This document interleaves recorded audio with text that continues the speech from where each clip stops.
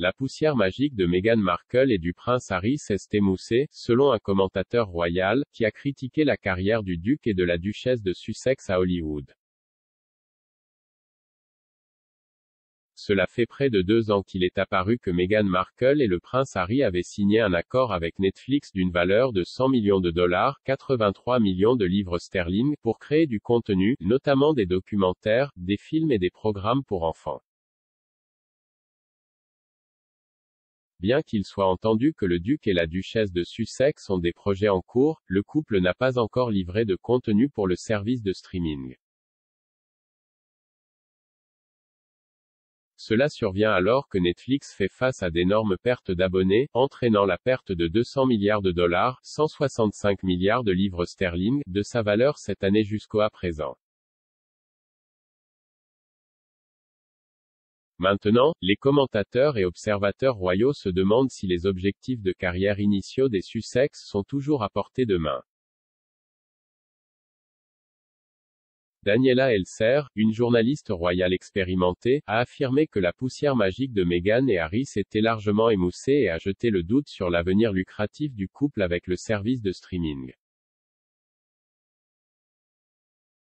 Faisant référence aux luttes récentes de Netflix, Madame Elser a déclaré « Non seulement l'emprise autrefois inattaquable du géant du streaming sur l'industrie du divertissement cesse débloquer, mais l'avenir soi-disant encaissé de Harry et Meghan, duc et duchesse de Sussex, a commencé à paraître beaucoup moins sûr. » L'écrivain royal du site web australien news.com.au a ajouté, Harry et Meghan se sont révélés totalement incapables de se faire valoir dans les couloirs du pouvoir à Washington, New York, Silicon Valley ou Los Angeles. La poussière magique de leur royauté s'est largement estompée au cours des 2 dernières années et le facteur de nouveauté s'est dissipé. De même, leur élan de conclusion d'accords semble avoir diminué, ils n'ont annoncé aucune autre entreprise depuis juillet 2021 l'année dernière, lorsqu'il a été révélé que Harry était occupé à travailler sur un mémoire. Meghan et Harry ont officiellement démissionné de leur poste de direction au sein de la famille royale au début de 2020. Ils ont décidé de déménager du Royaume-Uni aux États-Unis pour construire une nouvelle vie avec leur jeune famille. Des mois plus tard, le couple a signé des accords de plusieurs millions de livres avec Netflix et Spotify.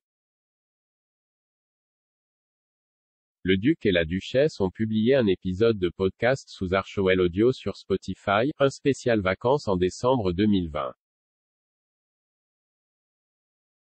Plus tôt cette année, il a été révélé que Meghan travaillait sur un nouveau podcast intitulé Archétype qui visait à lutter contre le typage et les stéréotypes des femmes. Son lancement est prévu cet été, mais aucune annonce n'a été faite depuis mars. Pendant ce temps, Netflix n'a annoncé publiquement que le documentaire de Harry sur l'événement sportif pour les membres blessés des forces armées, Art of Invictus, et la série animée pour enfants de Meghan intitulée Pearl. Cependant, en mai, il a été annoncé que Netflix supprimait l'émission animée dans le cadre d'un mouvement plus large de réduction des coûts. Pour Madame Elser, leur manque de contenu publié a soulevé la question, qu'ont-ils réellement réalisé? Elle a écrit, les choses pourraient sembler différentes aujourd'hui si au cours des 712 derniers jours, les Sussex avaient produit des séries après doco après des spéciaux uniques pour Netflix, mais comme nous le savons tous, ce n'est pas le cas. Il a été rapporté que Meghan et Harry travaillaient sur une série documentaire à domicile pour le géant du streaming. Les équipes de tournage les ont suivis pendant qu'ils assistaient aux Jeux Invictus aux Pays-Bas en avril, et auraient également été repérés lors du précédent voyage des Sussex à New York. Le mois dernier, il a été signalé que Netflix prévoyait de diffuser la série documentaire en même temps que la nouvelle saison de The Crown, qui devrait revenir en novembre. Un initié de la télévision a déclaré à Page 6 que Netflix visait à obtenir les docu-series du duc et de la duchesse sur la plateforme plus tôt que prévu. Ils ont déclaré que Netflix souhaitait publier les docu-séries plus tôt pour éviter d'être récupérés par les mémoires très attendues de Harry, qui devraient être publiées à peu près au même moment. Meghan et Harry n'ont pas commenté ces affirmations. En septembre 2020, à la suite de spéculations selon lesquelles le couple filmerait une émission de télé-réalité à la Kardashians, leur représentant a rapidement démenti. Ils ont déclaré, le duc et la duchesse ne participent à aucune émission de télé-réalité. Andrew Morton, un expert royal et biographe, a commenté les chances que les Sussex tournent un documentaire sur leur vie, disant à Express. Co.uk qu'ils sont libres de faire ce qu'ils veulent car ils ne font pas partie de la famille royale, ils ne prenaient pas d'argent ni du contribuable ni de la famille royale elle-même.